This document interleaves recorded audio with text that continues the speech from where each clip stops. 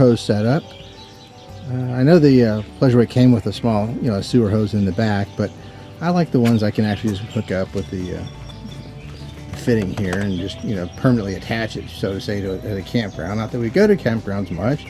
We mostly boondock or dry camp. But I picked up a 10-foot sewer hose kit, and I also have a 5-foot extension. I got a clear washout here. It goes on where the downspout comes out of the camper, and you can hook a hose up and flush it that way.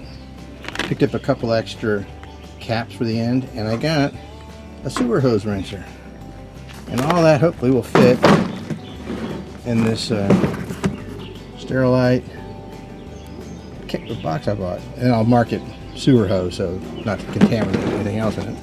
So there's all the parts. Let's see how they fit in the box now.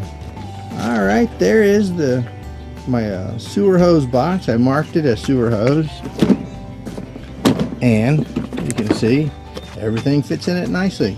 I have let's see, there's a 10-foot hose, the red one, a 5-foot hose, the gray one. I got the downspout. I got a connector that you can see through at the RV part, and I have a hose flush out right here, and this is actually flush out the black tank too. So there it is, and it'll fit nicely in the side compartment.